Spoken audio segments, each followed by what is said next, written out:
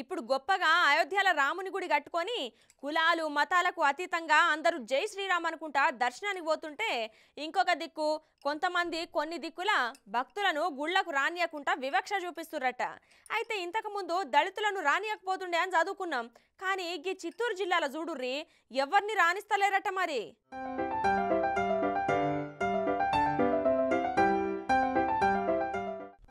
గీడో గుడి కనపడుతుంది కదా. చిత్తూరు జిల్లా పలమనేరు నియోజకవర్గం జరవారిపల్లె పంచాయతీలో ఉన్న పి వడ్డూరి గ్రామంలో ఉన్న పెద్దమ్మోరు తల్లి గుడి ఇది. అయితే 2 పూటలా పూజలు జరిగే గుడికి ఇట్లా తాళాలు వేసుకొని పెట్టుకున్నారు. ఎందుకో అలానే అడుగుదాం పారి. చెప్పన్నా ఏందే సంగతి.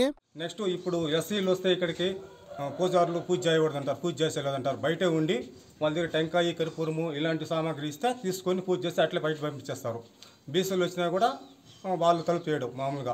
అండ్ నెక్స్ట్ వాళ్ళు ఏమైనా పూజ చేయాలనుకుంటే విగ్రహాన్ని సదురుమని దించి అన్ని కార్యక్రమాలు చేసి పండుగ జరుపుకుంటారు. మేము ఎవరైనా వచ్చి పూజ చేయాలనుకుంటే మాకు ఆ విగ్రహాన్ని కూడా సదురుమని దించలేదు.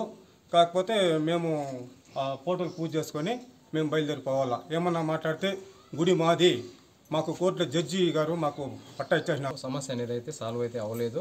సో ఇప్పుడు మీరు చూసినారంటే బీగాలు అనేది క్లియర్గా మీరు ఇక్కడ చూడొచ్చు. క్లియర్గా బీగాల్లో వేసి పెట్టే ఉంటారు, లోపల కూడా వేసి పెట్టాను. లాస్ట్ టైం మేము సేమ్ ఇదే సిచ్యువేషన్లో ఇక్కడే బయటే పిల్లలు కొట్టుకొని బయటే పూజ చేసుకొని వెళ్ళాము. మాకు గుడి అనేది తలుపులు అయితే తెరలేదు. సో ఇది కుల వివక్ష లేదన్నా మత వివక్ష అలా మీరు దయచేసి సపోర్ట్ చేసి ఈ ఇష్యూని అందరికీ తెలిసేలా చేయాలని కోరుకుంటున్నాము. మా గ్రామస్తులు కూడా చాలామంది ఇక్కడే ఉన్నారు, మీరు చూడొచ్చు. మాది ఒక 20-25 కుటుంబాల దాకా ఉన్నాయి.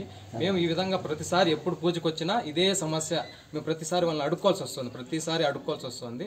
దీనిపైన మేము గట్టిగా పోరాటం చేయాలని నిర్ణయించుకున్నాము. ఈ రోజు నుంచి మేము పోరాటం కొనసాగిస్తున్నాము.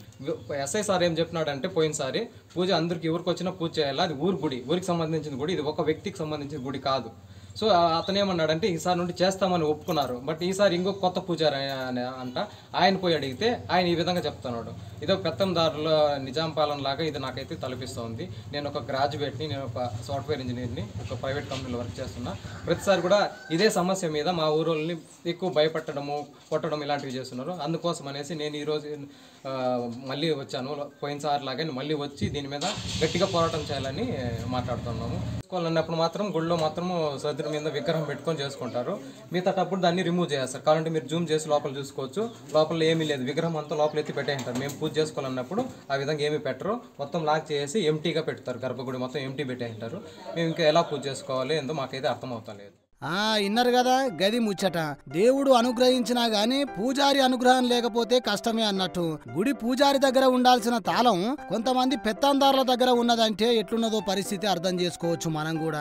గుడికి తాళం వేసుడు సంగతి పక్కన పెడితే దేవుణ్ణి చూసి దండం పెట్టుకోకుండా గిట్ల గుళ్ళె ఉన్న దేవుణ్ణి కూడా దాచిపెట్టుకుంటారు అంటే చూడురిల సంగతి ఎట్లున్నదో. కులం మతం కాదుల్లా, పైసలు ఉన్నోళ్ళదేనట గుడి. పోలీసులు చెప్పినా గాని ఇంటలేరంటే చూడురి ఎట్లున్నదో ముచ్చట.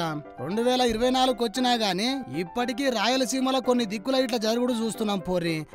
అధికారులు తొందరలో మీరన్నాళ్ళకు ఒక పరిష్కారం చూపిస్తారా, లేకపోతే అభినవ అంబేద్కర్ అవతరించాలన్నా ఈ సొంటోళ్ళ కోసం?